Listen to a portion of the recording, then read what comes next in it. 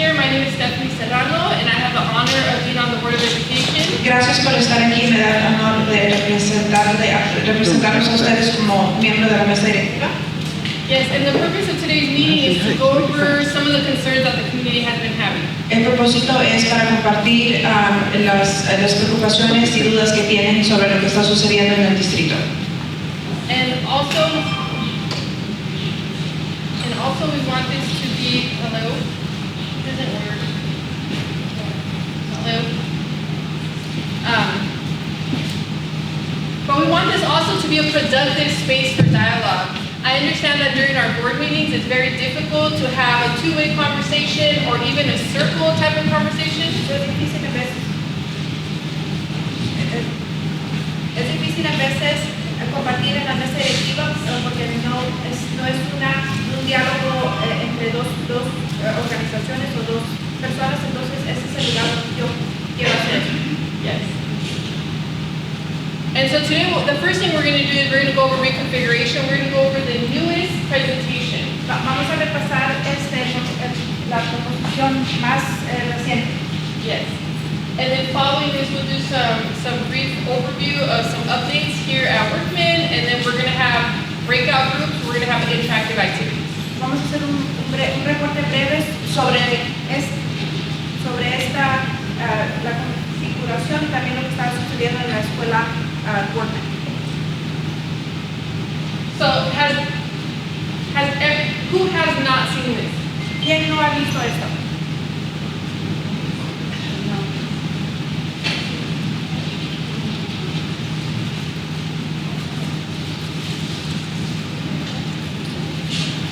Okay, so para las personas que no, okay, I'm sorry. For the people that haven't seen this, I'm going to share where you can get all this information. Para las personas visto esto, les va a dar un lugar donde lo pueden ver. Encontrar, yeah. It kind of goes on and off. It's okay for now, it's okay for now. It kind of goes on and off. That's okay. It's okay. So there's two copies of this. There's three copies of this. We have this in English, in Spanish, and Mandarin. Hay tres copias, tres idiomas, inglés, español y mandarin. Yeah. And that's going to be online. So like I said, I'll share that so that way after you can go over it again. Está en la computadora, pueden mirarlo y ella lo va a compartir con ustedes después de la junta. When is the Spanish one available? The Spanish one is already available. Cuando fuera el español disponible, dijo que ya está disponible. I don't know exactly when. I'm sure. No sé cuándo, pero ya está disponible. So we're going to go ahead and start. Vamos a empezar. Now, it's important to know that when the community received this information, for the most part, we received this information as a board. Cuando recibimos esta información, la recibimos juntos, ustedes y nosotros, la mesa directiva. So people might think that as board members, we get all the insight and that we have all the behind-the-scenes information. En vez de eso, no cree que nosotros tenemos más información que ustedes o información detallada. But in this situation, we pretty much got the same information that the whole community got. Pero en esta circunstancia, la información fue al mismo tiempo la misma información de ustedes y nosotros. So I'm going to go over it, and I'm just going to touch base on the different components. So voy a repasarlo y nomás voy a repasar por las cosas, lo más importante, datos de cada sección. Yeah, I'm not going to go word for word. No voy a hacer detalladamente. So the goal is to start this next fall. So el plan es empezar esto el próximo año escolar. Which I think is, I'm calling to slow that down. Yo estoy pidiendo que se demore esa decisión.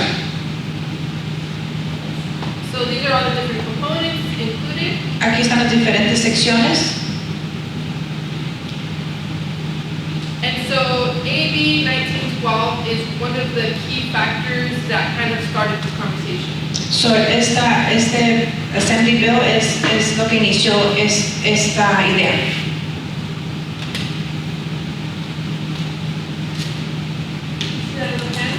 ¿Pueden ver la mano que está ahí?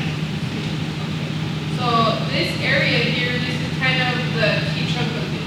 Eso es lo más importante de esta página aquí. So this is pretty much saying that if the school district is in financial distress, then we should consider consolidation.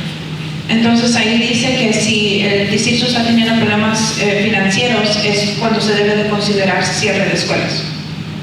And this is important because people have asked, are we in financial distress, that we have to make this decision now? Y la pregunta ¿es cierto que estamos en problemas financieros y por eso estamos haciendo la decisión? No es que sea cierto, eso es una preocupación, es una pregunta. Pregunta. Yeah. So in the meeting, somebody clearly asked, are we in financial distress? So es la pregunta que hicieron en la Junta, ¿estamos en problemas financieros? And the response from our team was no, Y la respuesta del equipo es no, right now. ahorita. But in 3 to 5 years, it can be very different. Pero de 3 a 5 años puede ser algo muy diferente. And so the goal of starting this conversation is trying to think ahead. So, el propósito de esta conversación es para pensar adelante. So although we don't need to do it now, this is an important conversation to have. Aunque no es algo que tenemos que hacer ahora, pero sí es una conversación importante que tener. So we had a reconfiguration committee, people in our district that came together to work on these plans. So, hay un comité de configuración que se juntó, que se formó para juntarse. And these are all experts. Estos son expertos. And so these are some of the people here that were part of that committee. So, aquí están algunos de los miembros de este comité. We had union representatives. Tuvimos representantes de las uniones. As you can see, we had principals and special education, transportation. Directores, personas en educación especial, personas de transportación And a consulting firm. y una compañía que consulta. And so the goal is that they understand the different the data and information about the different schools, so they came together to try to make the most effective decision. So, ellos se juntaron para tratar de averiguar cuál es la mejor decisión. Was it all the unions or just? ¿Fueron todas las uniones o nomás algunas? From other unions. De todas las uniones. And but that doesn't mean everybody's voice is always equally represented. Pero no significa que todas las voces de esas uniones fueron compartidas igualmente. And one of the things that you can see here that's missing Y algo que podemos mirar que falta aquí, is a community member on the advisory committee. la primera cosa es que no hay un miembro de la comunidad en este comité. So that's been a concern about some people. Y esa fue una de las preocupaciones que tenemos. That group came together to decide how are they going to outreach about this. So, ellos se juntaron para averiguar cómo compartir esta información, o este tema. So there's 3 ways that they did outreach. Y hay 3 cosas que ellos hicieron. First, they did surveys. Hicieron encuestas, número 1. Who got a survey here? Raise ¿Quién your hand. agarró una encuesta aquí? Levante la mano. So that was the first way. Esa fue una de las primeras maneras. Then we had Zoom informational sessions. Y tuvieron información por medio de Zoom por computadora. And then we had actual physical town halls on one day at all the schools, at 4 high schools. Y tuvieron Not 4 high schools, they had 4 town halls on one day. Tuvieron 4 reuniones comunitarias en persona, Pero en el mismo día. el mismo día. Yes, so you know the marketing, I believe that our team, tried to get the word out. Yo siento que a lo mejor nuestro equipo sí trató de compartir esta información con la comunidad. One of the concerns that I had communicated to our team is that the wording of reconfiguration was not very transparent to how people understand that we're potentially closing schools. La primera preocupación era la palabra reconfiguración, que la comunidad no sabía exactamente qué significaba eso, que era cierre de escuelas.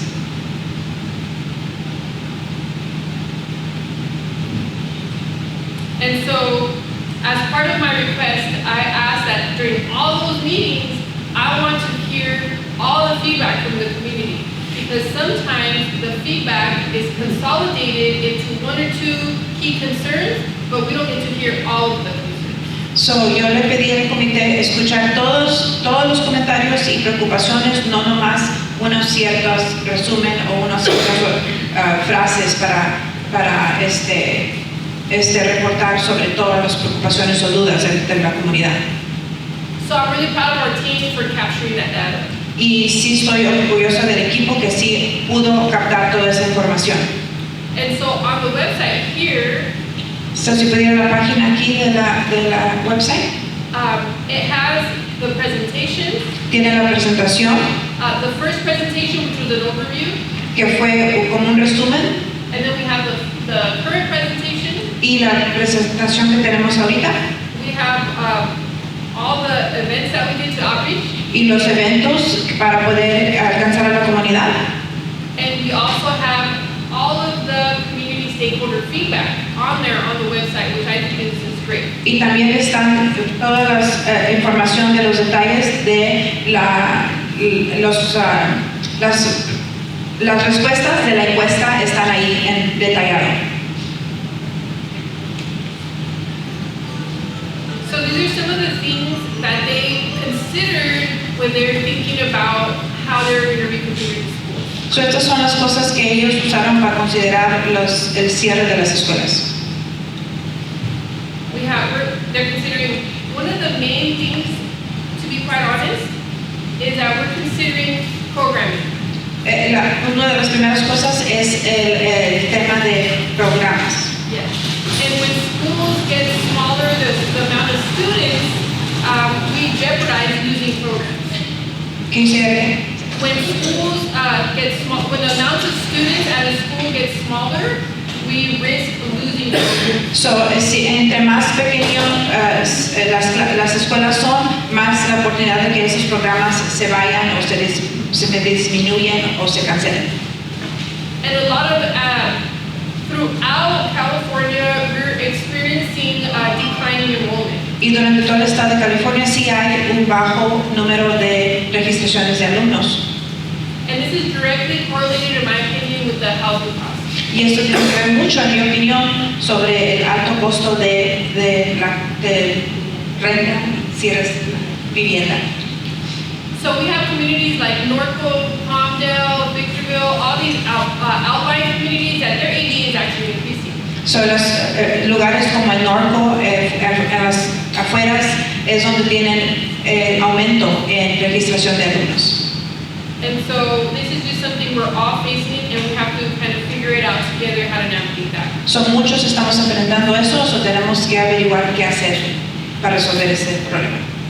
And something that I have done is that I have gone, and I have actually, in this position that I am on the Board of Education, I have used that opportunity to talk to the mayors to address housing. So, unas cosas de lo que yo he hecho es, yo he ido a hablar con el alcalde de La Puente para tratar de empezar a resolver o hablar de ese problema. That's actually one of the first things that I did when I got on the Board of Education, when I spoke with the mayor. Y eso fue una de las primeras cosas que yo hice como miembro de la mesa directiva, es hablar con el alcalde de La Puente. The one concern that I brought forward, the main concern was housing costs. El primer tema era eso, problemas de vivienda.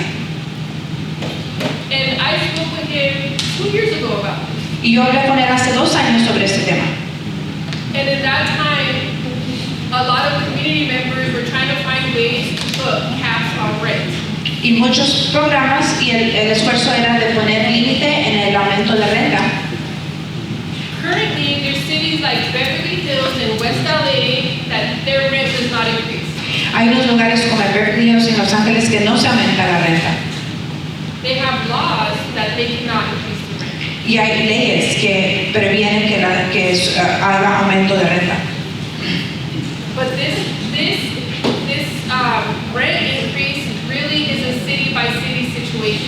el aumento de renta es más caso por caso de diferentes ciudades.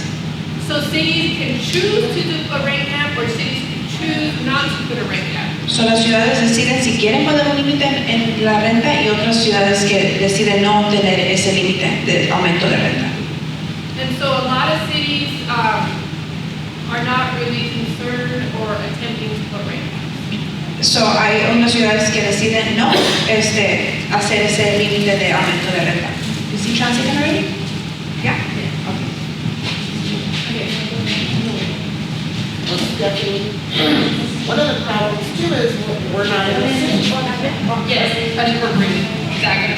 We're unincorporated, most of us. Yes. La pregunta es que en unos lugares que se dice unincorporated, que no se representa la ciudad, todavía hay esos problemas.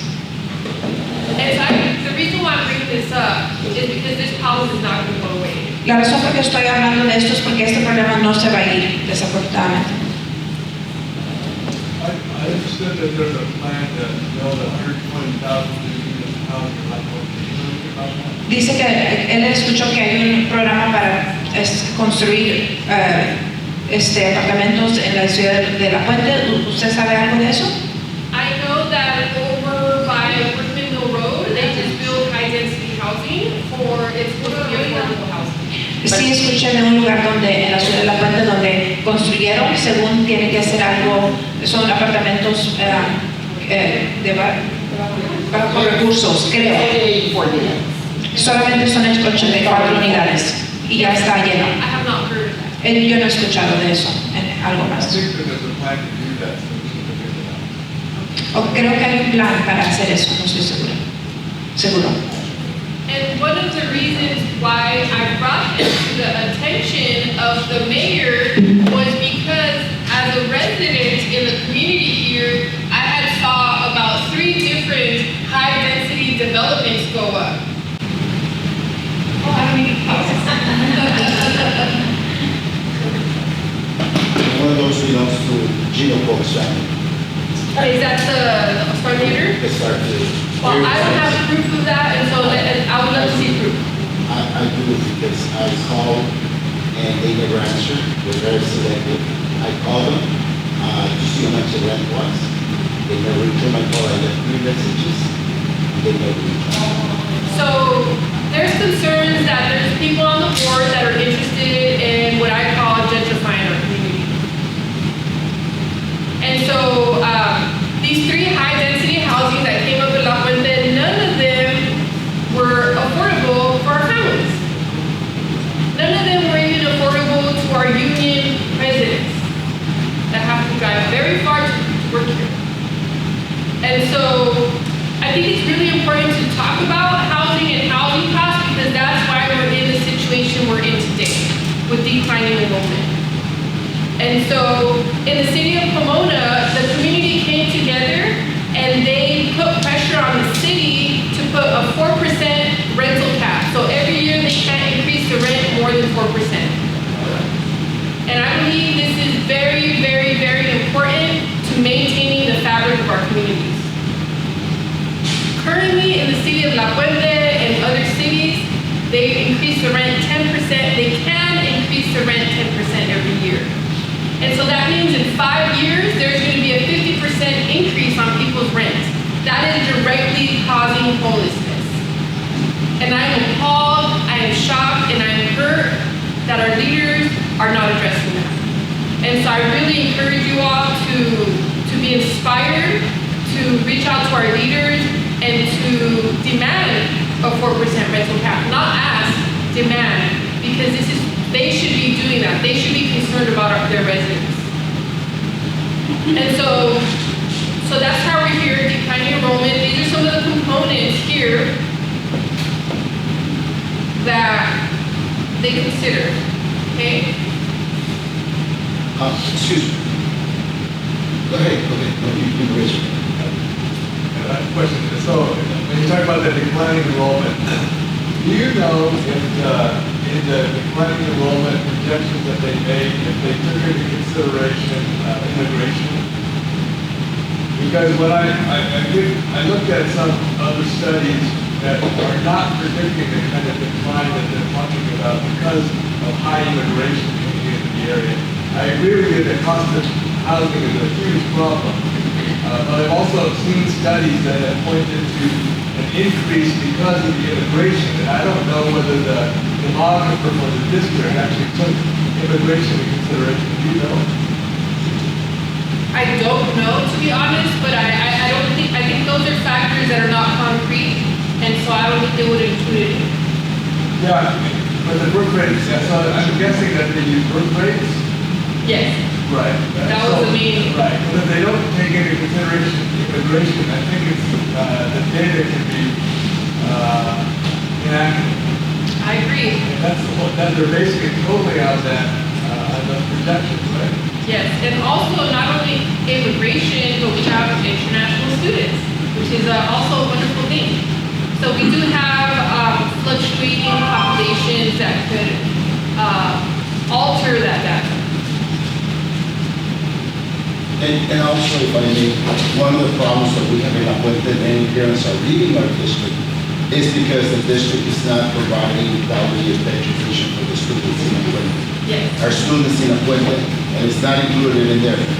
Ever since my children, my oldest child, had went to school back in '78, one of the things we brought to the attention of the board and to the State Department of Education was the lack of attention to our students in Apuente. And so that's actually a great point. When you look at the data of students transferring, it is unfortunately common knowledge that we lose students in our district, not to other districts. We're losing most of our students in La Puente to Hacienda High School. And I don't think it's fair to blame anybody for that. Like, people have to do whatever's best for their students. But as a district, we cannot ignore that. We cannot ignore that, and we should intervene so that way students don't have to travel across the district. So these are some of the components that were considered in terms of reconfiguration factors. I have family that has placed their kids with a lot of sacrifice in private schools because they feel that the public school system is not, I guess, not teaching them enough to prepare them for college. And also, they're very conservative, so they're still trying to like digest, I guess, the fact that, you know, now with the, I'm sorry, I'm sure the LGBTQ? Yes, and all that, so I guess they're scared for their kids, so they're putting them in private schools. And I saw online that their schools are increasing. Ours are decreasing, but theirs are. That is true. And private schools are increasing and homeschooling is increasing. And so that is another factor of declining enrollment, right? Is that people are kind of maybe losing trust in our public school system. But you know, this is nothing new because I pulled my daughter out of Orangeville for bullying. And Dr. Oak at the time solution was send her to Gill. I said, why should I have to? I've already signed her up for homeschool, period. Yeah, I was gonna say, during the meeting when you guys were talking about Workman and the method of declining enrollment, it caught my attention that only the ones after the date were investigated. Like, if you try to move your child after the date that they give, they investigate those, and it was like the 6. But the other one, it was a whole bunch. Why aren't those investigated? Or why doesn't the school investigate or ask why do you not want to try this school? Yes, that's a great point. And Ms. Salazar highlighted that, and she highlighted the 6 students that came after because of special circumstances. And it was interesting that she would mention that because those special circumstances have to go through an approval process. And so if they're approved, there are special circumstances. And so those are really the least of the concerns. The major concern is the whole that chooses to go not due to extreme circumstances. So nothing's gonna be done about that? Nothing's gonna be done? Not that nothing's going to be done, that's definitely something that we're including in this conversation. I'm sorry, what's an investigation? Or what? I don't understand that.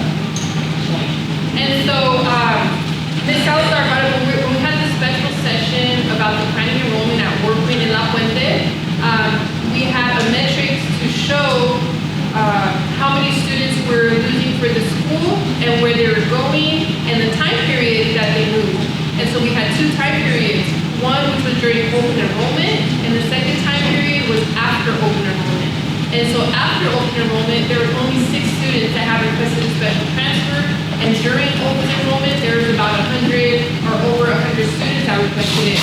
So Ms. Salazar chose to highlight the 6 students and so the investigation sheet is really an application. What was the 6 students that after open enrollment transferred, was there an investigation to why the transfer? There's no investigation. It's really an application that is approved. And when is open enrollment? January? Yeah, I don't know the exact date. Sorry. It starts in January. And just to let you guys know, I do not know everything. We're here for you, Sarah. I'll let you know. I do my best. Yes, I do my best. And so here we have some information about the state enrollment It information. was 391 that are just allowed to any school, and it was 6 that are investigated. Special circumstances. Oh, So wow. 391. That's big. And in the board meeting, they chose not to talk about the 300. Salazar focused on the 6 students instead of the 300 students. 391, almost. And I believe that was a direct attack on myself because of very difficult decisions that I had to make. And so here we go. So we have the enrollment for the state, and then we have the enrollment information for our district. And when I looked at the data during that meeting, one of the things that I noticed is that we had an increase in transfers right during and after the pandemic. Like as kids came back, a lot of families maybe felt like their school was not giving them what their student needed, and so we had an influx of movement during that time.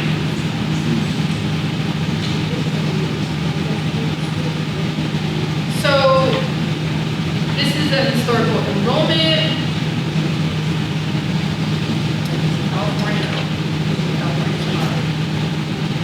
LA County enrollment, as you can see, going down is going down in the state, it's going down in the county. And the projected enrollment for each of the states. So I have a question about projected enrollment. Is the adult school part of our school district? It is, but it's not considered in terms of the enrollment data for K through 12. And why not? I mean, because that's funds, right? Yes, it is, but those funds have separate allocations for adult schools. So they're not going to be for the schools that are the topic of the conversation.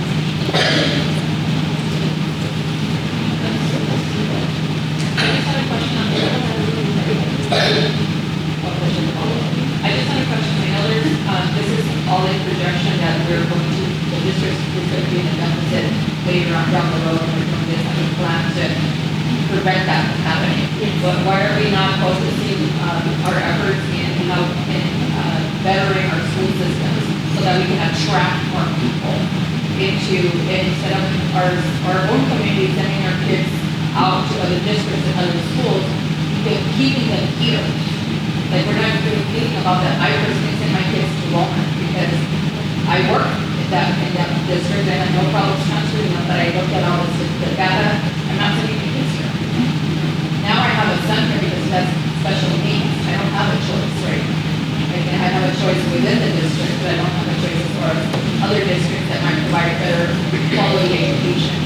And I just feel that we're talking about consolidating our schools. Why are we not talking about improving our schools?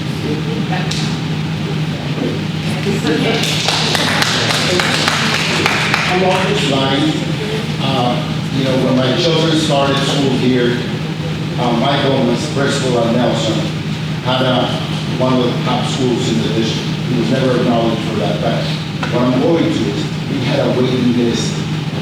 We had over 800 students at Nelson, and that's why they brought portables to the further and the farther north side of Nelson, because we had a overcrowded school.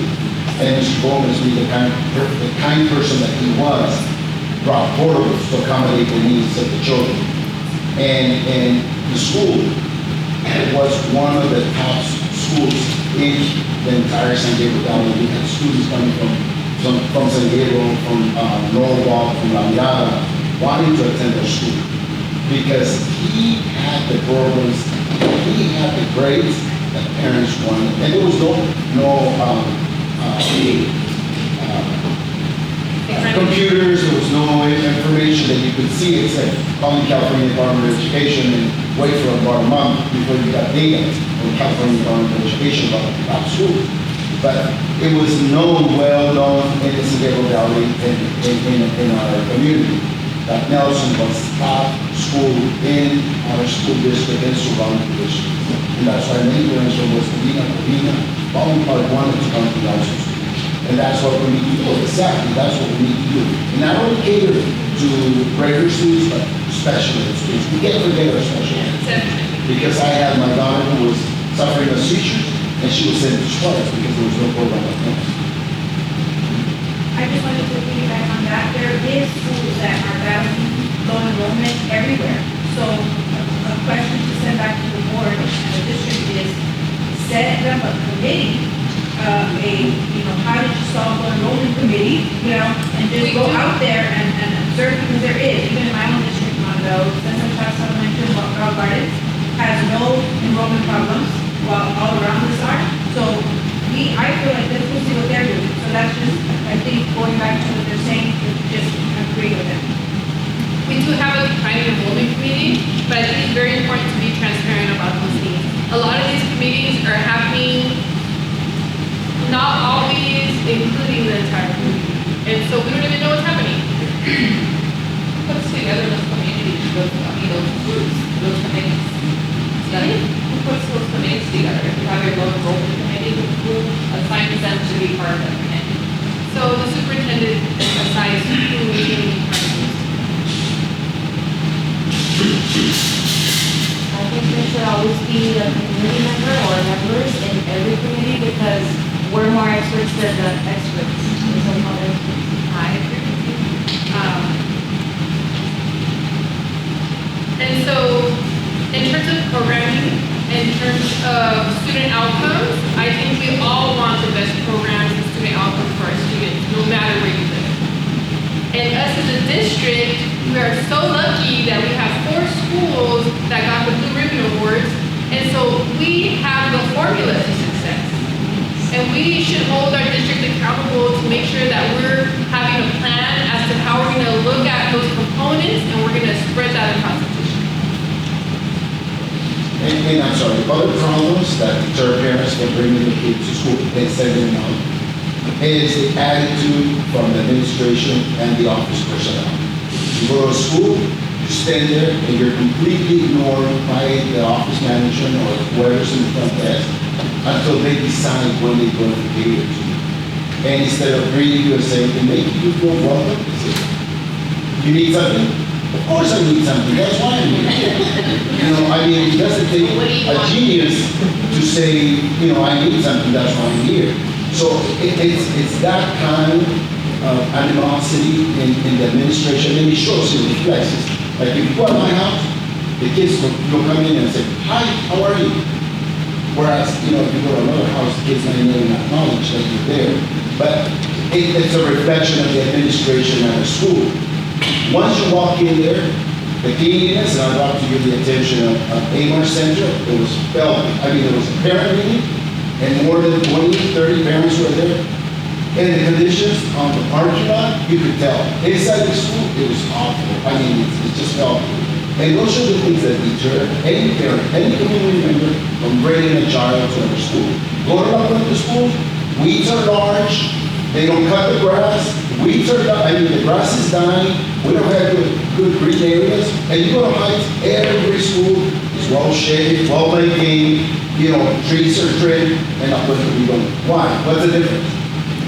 Okay, so what I'm going to go ahead and do is that we're going to have a breakout session and we're going to document all those things, okay?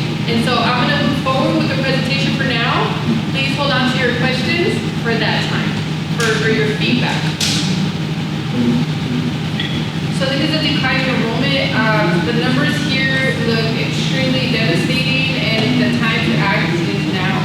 And so that's why I'm very grateful that I get to be on the board because it's a critical time for our district. And I believe that if we as a community push in the right direction, we could have generational impacts on our community. So this is the main suggestions to transfer students.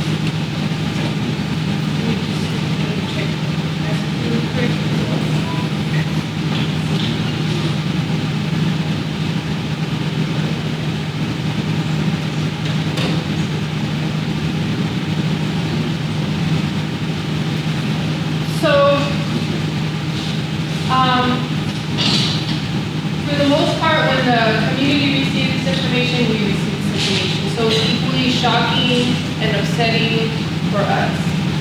And if you have a student in one of our schools,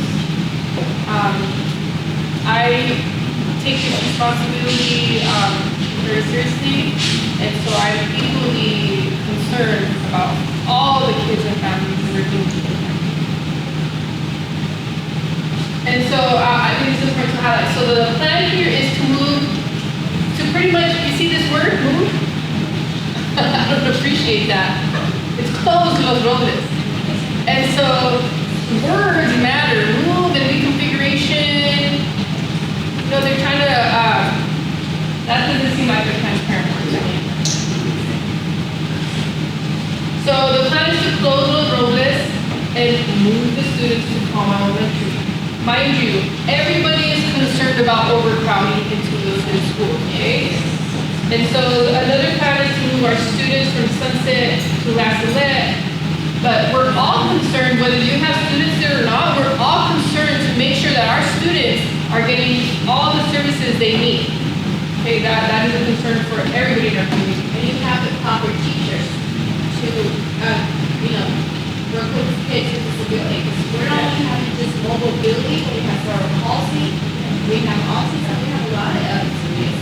Yes, thank you so much. So Sunset is our only orthopedic handicap school in the district. So not only do they serve students that have learning disabilities, they serve students with physical disabilities, and they have the resources there to support students with those special needs.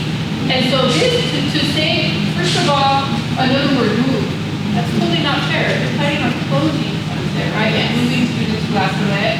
And I believe as a community member, when you say things like this, it minimizes the severity of what's happening, and it really hurts the community for not being transparent. Yeah, because Sunset has a specially designed playground to use on those students that allows them access and also let them know.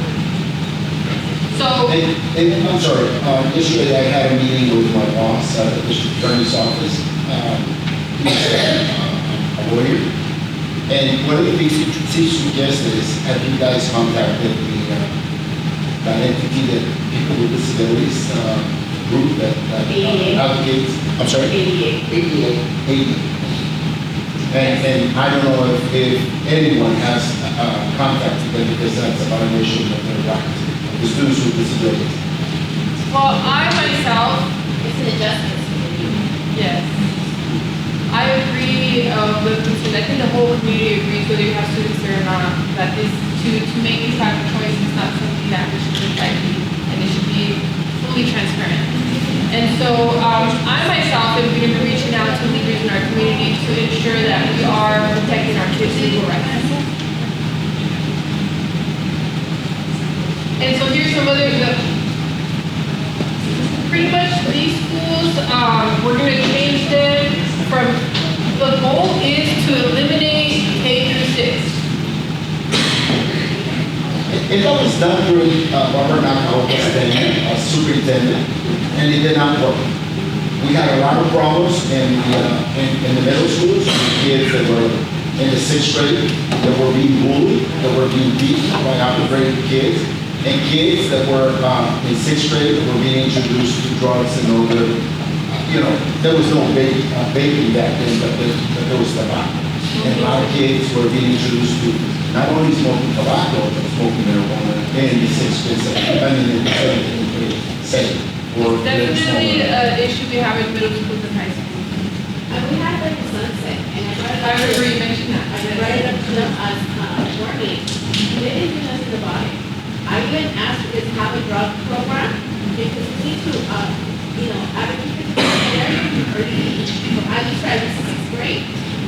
brought that up many times as a board member, many times, this issue about smoking in restrooms. And it seems to be like an issue that, oh, it just happens, it's part of high school. But I don't think that's okay, nor should we accept that. And that's not to discredit our school teams. Our school teams are doing the best that they can. And so we, as a district team, and as including the community voice, we have to find ways to in a healthy way, address that. Yo quiero compartir con ustedes. La razón que estoy aquí es como dice, van a llevar a todos los niños de sexto grado. Yo trabajo en Estados Unidos. Nosotros no necesitamos más niños, nosotros necesitamos personal. Sí, sí. Porque ahorita nosotros tenemos, vamos a decir, casi los 400 estudiantes. Pero en cada salón, yo veo a los maestros, digo, yo tengo 3 hijos, y conmigo es difícil.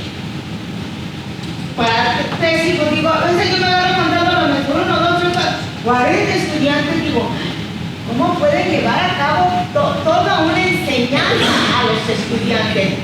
No necesitamos estudiantes, necesitamos maestros, necesitamos personal, necesitamos ayudar al maestro, necesitamos hasta nosotros que estamos supervisando, necesitamos a veces la custodia. El pobre custodia no se da abasto tanto en la mañana y en la noche. Necesitamos tantas cosas, las cosas no se hacen solas. So, esas son Okay. cosas. Can I translate for the ones that don't speak English? Ms. Colunga is saying that she works at Sparks Middle School, and one of the things they do not need is more students. They need more staff, teaching staff, personnel that can support. Because she sees it every day in the morning. She's there in the morning and she sees how overcrowded the schools are. The classrooms are overcrowded, way overcrowded. There's a teacher with 40 students, and she says that for me to have 3 children, sometimes it's difficult for me to manage my 2 kids. Just imagine at school with 40 kids in the classroom, and sometimes the teacher does not have the capacity. They don't have even teacher aides to assist them. So it is very important not only to bring students to school, but to bring sufficient or enough staff to accommodate the needs of each child at each school. So all those ideas that you have, we're gonna capture them, we're gonna include them, we're gonna advocate for that. And so thank you for sharing, and there will be a time allotted to share all those things, okay? And so these are pretty much the changes. So the idea of making middle school 6th to 8th grade, the concept behind that is that you have 3 years to work with the student, and so you can have more control over their outcomes. For example, if you have a middle school that's 7th and 8th grade, the kid comes in the first year, they're getting adjusted to middle school, they're building rapport, relationships within the school, and then 8th grade after that, then they leave. And so experts that I have worked with believe that if it was 6th to 8th grade, you would have more time to work with those students. And not only that, but you had more numbers at that school to be able to offer more robust programs. Yes, class sizes are super important to us, to all of us, ensuring that we have adequate teachers and support. Everybody in the school team, that's also a concern. So I'm just sharing with you some of the behind, like the thought process from my understanding. And so pretty much all of our K through 6s are going to be K through 5s. And all of our 6th graders are going to be pushed into either Sparks Middle School or I think Sparks Middle School. Well, I thought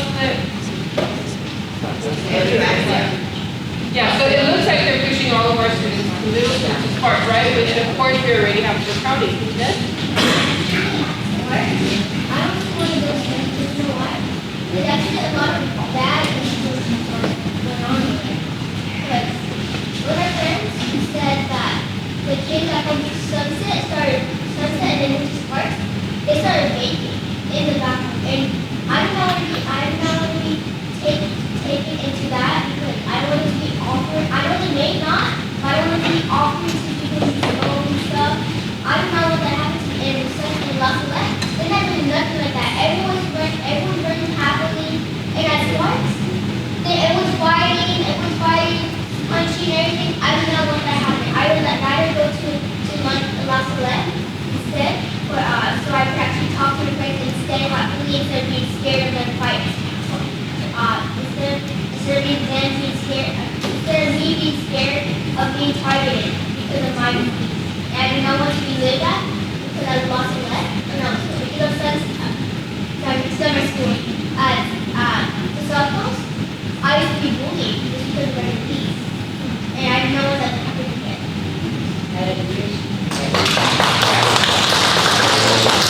Necesitamos más personal, no necesitamos estudiantes. We need more staff. And not thank more you for students. speaking up, because our students' voices are the most important. Yes.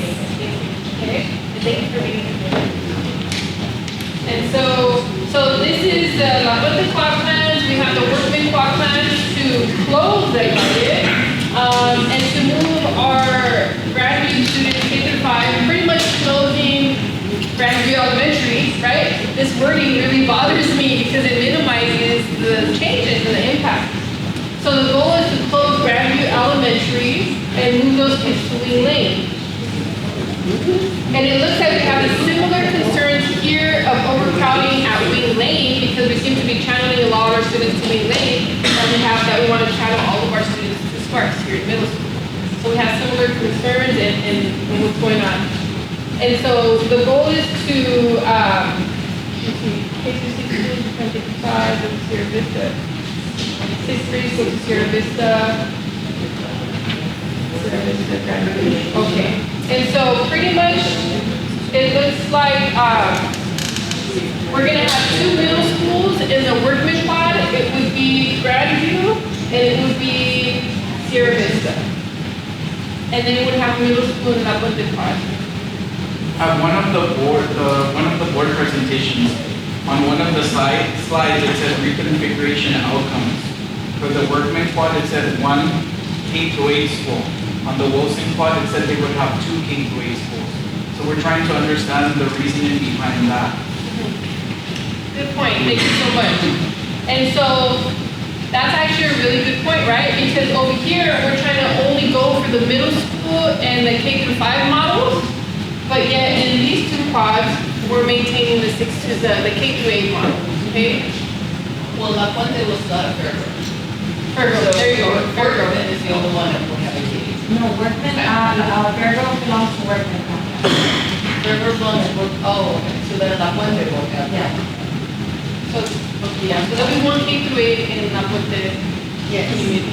So that, I'm sorry, so Fairground would still remain K through 8? Yes. And supposedly they're not being impacted, but eventually they will be. Because Workman Elementary is really far from the light, very far, so I think a lot of those students are gonna have to go to Fairground.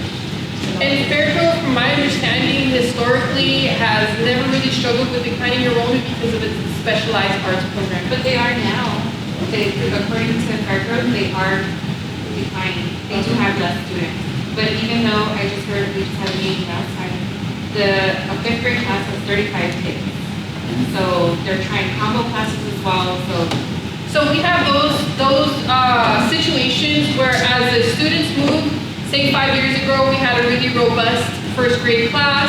Now they're in 5th grade and we lost some of those students. So the ADA is not only in general per school, it's also per grade level and how that impacts every grade. And combo classes are atrocious, and I can't believe, I understand why people would move out of public schools based on things like that. And what's going to happen to the DI schools when they go to 8th grade if they don't have a DI? Or how are they going to implement the DI at the 6, 7, and 8 if So they move? those are things that we're going to include in as a collective when we have our breakout sessions, what we want to ask, or what we want to kind of highlight. Can you explain what that was? The DI is the dual immersion program. We have schools in our district that teach more than one language at the same time. And so there's been a long concern of like, how are we extending that to middle school and then high school? And we really have not done the best job of extending it into high school, so this is an important conversation for our community. I also wanted to point out that Fairfield Academy hasn't normally historically been impacted by low enrollment because they do their testing score a little bit higher than other schools in And the they're area. selective. They're selective. So yes, so I think that's why maybe now some people are housing market is so expensive to trying to venture out a little bit everything changed. But that's why they have never historically or for the most part struggled with that. So Yes, that- people do look at school grading, right? So when you're gonna think about where you're gonna move and where you're gonna live, the grading of your school, you know, and I mentioned that, you know, and although that is not the most important thing, because if you're an educator, you understand that schools have different needs. And so if their testings are low, that's not the fault of the school or the community. That is the responsibility of the district to send additional support to help increase that. And so that's an area that we could grow. Something with Fairgrove too, if I just found this out last year, I worked there at the preschool, is that they do not have an attendance area for their school. So anybody from the district can choose to go there at any time, from my understanding. They're nobody's homeschool. They're nobody's homeschool. They're the only school in the district right now. So when you look at this, when I looked at this initially, I thought, okay, I don't appreciate the word move because it's actually closed. So it looks like we're closing 4 schools, right? I feel like when they chose to close 4 schools, it was like, how can we bring equity in closing schools? So we're gonna close 1 school in every quad, okay? But they failed to acknowledge that we're closing, let me see, Grandview Elementary. They failed to address, we're closing, well, they plan on closing Belinda Middle School, okay?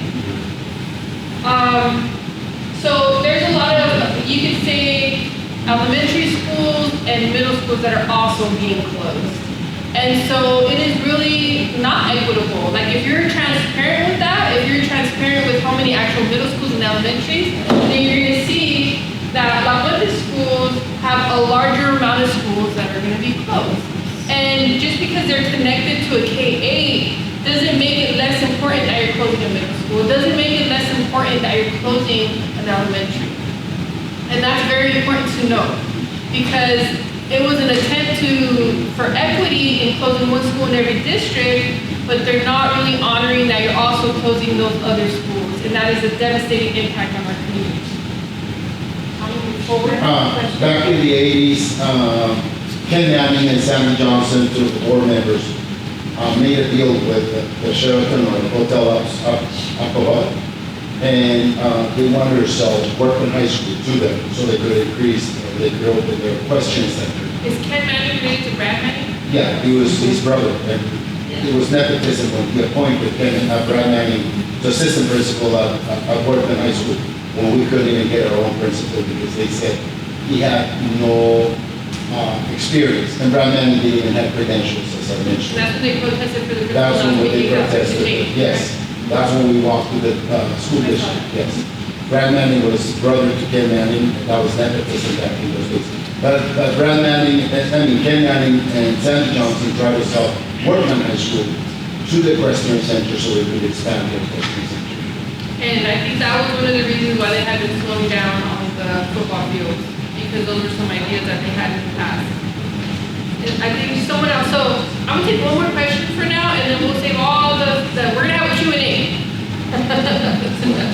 So it's one recommendation as a whole, because it says recommendations, so as I see it with recommendations, maybe one of those things will only happen, or maybe 2 or 3, but it says like, is it one thing as a whole? No, it's definitely, these are all recommendations, so at the end of the day, Board of Education, which I'm very lucky that I get to be on there, and my goal is to represent what the community wants. Like, that is why I'm there, independent of my own, things. And so, we could recommend to not close this school, we could recommend to do this and that. Like, this is, we'll say there's 12 different components, you could pull and change and alter and provide feedback. Hi everybody, I'm Miss Figueroa, I live in the area. I'm against closing this school because in 78, 79, or 80, I don't remember, I was one of the kids who got moved from Willow. I was at La Salette and I was supposed to go to Willow. When we closed down Willow and closed down Fairgrove, I was moved. It is traumatic. My first year at Temple, I got moved to Temple, which now is closed. I got moved there. It was traumatic my first year. Because granted, I got to go with a group of friends, but I I became the silent child for 4th grade. It took me a long time to recover. Thank you for sharing that, and I think, yes.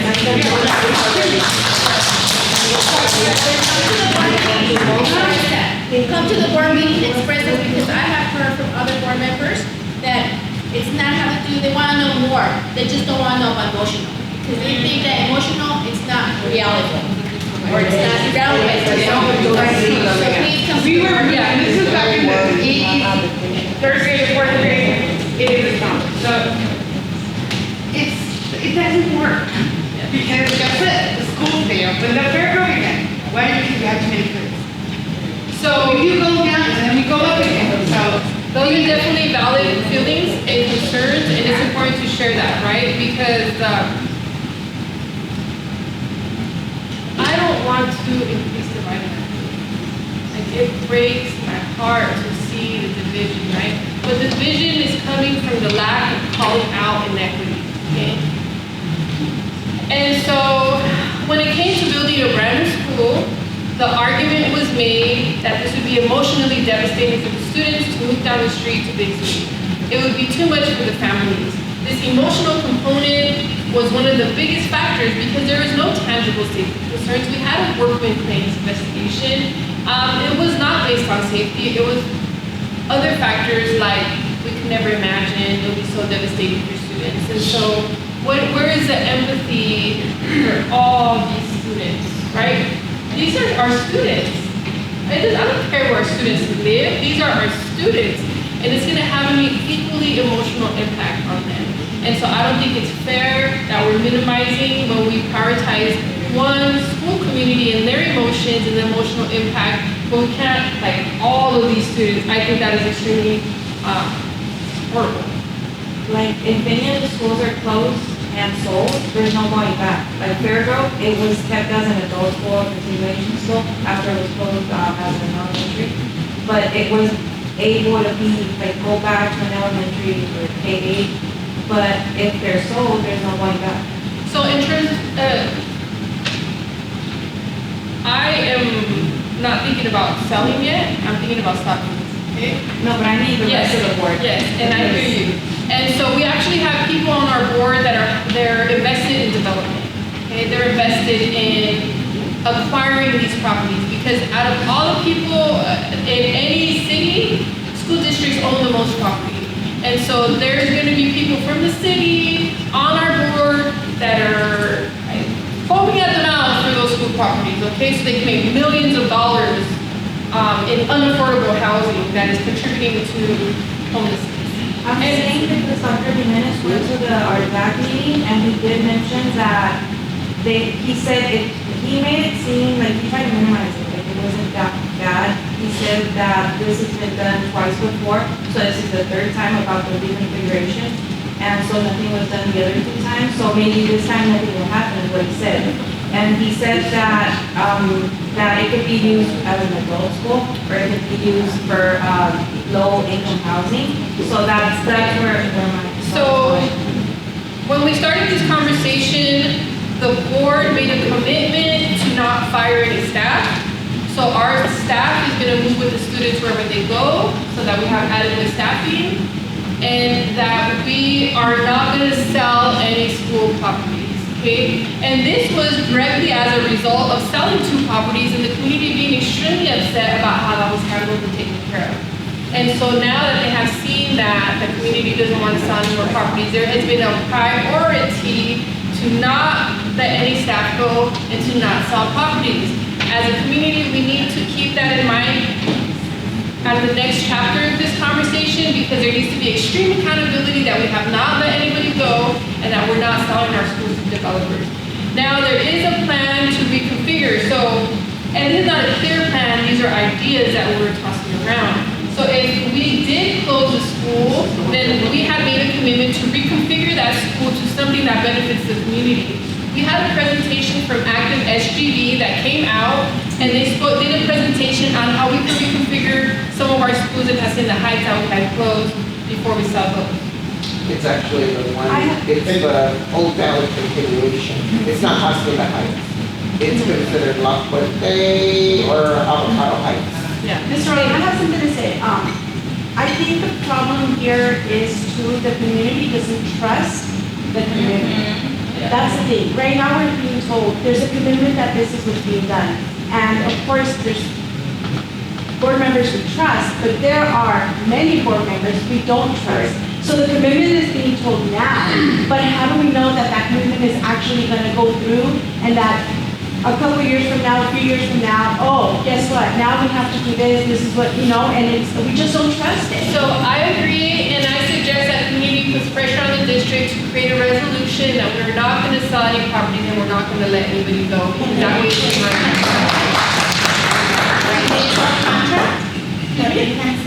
A resolution is not necessarily a contract, but it's an agreement, something that we want to comply with. But is it something we can request for them to do a contract? I want a contract. Yeah, so I'm not even entertaining this conversation until that chapter of the conversation. So my name is Niyaz Mahmood. So the question I have is, the data they show there, the chart, that is the basis of this decision. Because that shows the enrollment drop. Yes, the declining enrollment. So I question that data because what are the factors used for that data and how that was used? That is very important because we all know that from 2019 to 2021, due to pandemic, there was a drop in enrollment everywhere, all over the country. When we look at that chart, it's evident that they have used those 2 years data to show the 10 years drop. They have not considered that from 2021 to 2022, if you see that data, if you go to that chart, you see that the trend actually changed. It became a little more flatline, consider 2019 to 2021. But that factor is not taken into account. I can see that it just follows the chart they draw is heavily skewed from the data from 2019 to 2021. So another community member also mentioned other factors like immigration, other things like that. And so the main factor that was taken into developing that was the birth rate. And so that's like the main factor that was considered into how do we calculate declining enrollment. Only that? That was the main factor. So I don't know all the immigration, not housing, not anything else. Yes, because those are not concrete factors, those are changing factors, and so they use the concrete factor for birth rates.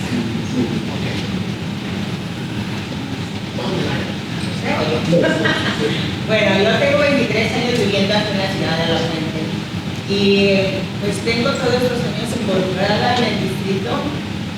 Ha sido muchos cambios y yo me recuerdo que cuando yo entré, me dijeron, vamos a hacer la reconfiguración.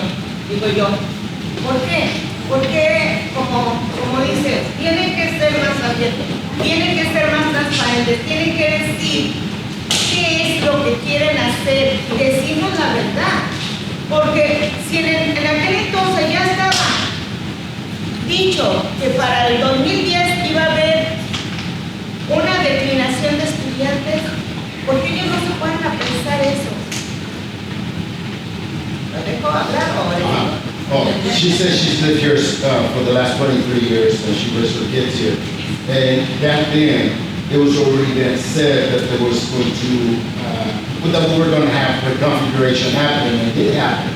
But back then, they knew that, that was back in 2010, they said, I'm sorry, that by 2010, there was going to be a decrease in enrollment.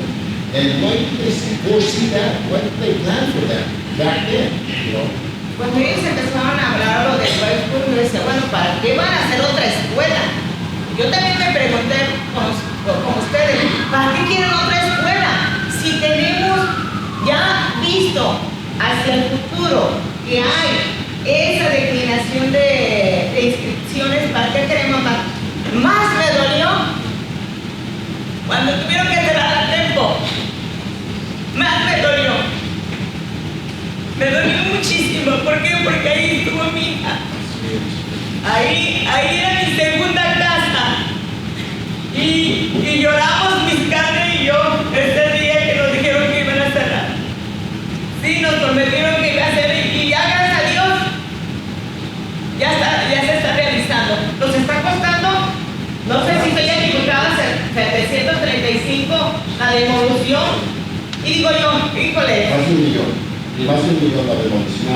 Y digo yo, ¿dónde está todo ese dinero? She says that during the time, she also seen a lot of things happen, but most importantly, what really made her sad was the fact that when they announced the closure of Temple Academy, and it meant a lot to her, it really hurt her, because that's where her kids graduated from, or went to school. So those are the factors, and most importantly, right now, they said that they estimated to be about $700,000 of demolition, just the cost of demolition. I say no, it's more than $1 million.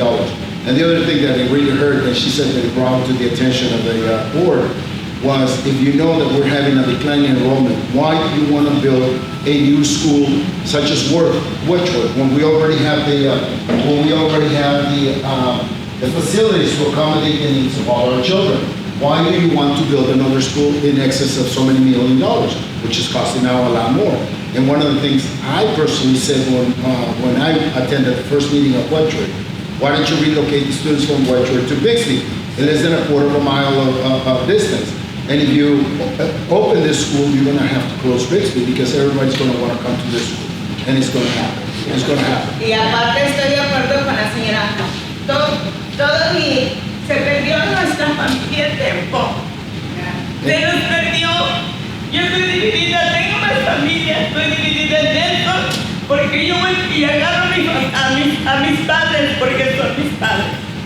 Y voy a escuela elemental y voy y digo, aquí estoy para ustedes, porque nos dividieron.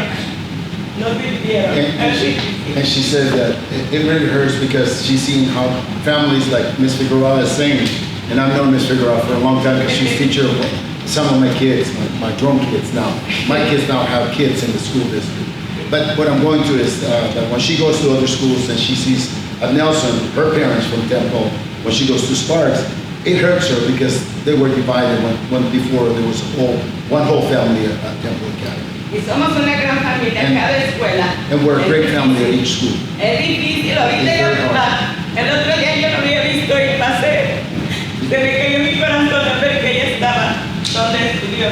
The other day I went by Temple and I saw how it looks, and my heart went to the floor because I saw how the school, how the campus looks now.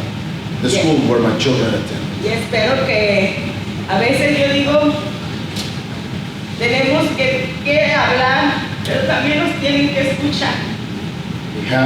We have the right to speak, but we also have the right to be heard. Es tan importante a veces tomarse el tiempo de decir, ¿qué piensas tú? ¿Qué sientes tú? ¿Qué necesitas tú para yo poderte proveer? Y ayudarte en lo que yo pueda, más en estos momentos que necesitamos mucha ayuda mental. Moreover, now it is very important for the district to come out and say, how can we help you? How can we do things for you? More importantly, right now, because we're going through a lot of mental problems, mental health problems, and it's very crucial that the district pays attention to our needs. And 30 seconds is not enough. Yes. Un minuto, 5 segundos no es suficiente. No, aunque hagamos 50 puntas, pero que cada quien hable. Y gracias por permitirnos estar aquí. Even if we have to have 50 meetings in 50 meetings in total, it is very important that people be heard. And thank you, Stephanie, for allowing me that. Thank you. Okay, so we have 1 hour and it's gonna fly by, okay? So as a friendly reminder, we have some delicious burritos over there, so please get it so I don't take them all home. And if we could all stand up really quick, please. And if we could all just like move around, get the wiggles out, we're just sitting, talking about very difficult things. You need the bathrooms through that back door, because you need to go to the bathroom, it's all the way through that back door. Yes, the restroom is straight ahead, through the second door to your right, okay?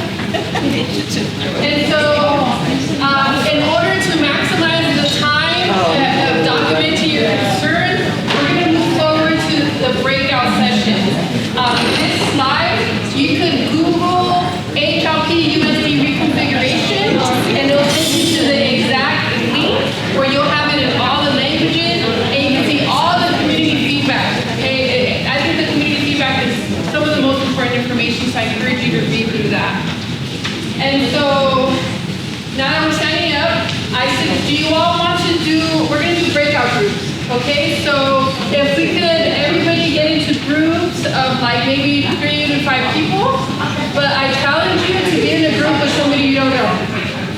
So if you're here with somebody, please be in a group with new people to build community. I can do it. Actually, and if we have a group that is only Spanish speaking, that would be great. That's fine as well. So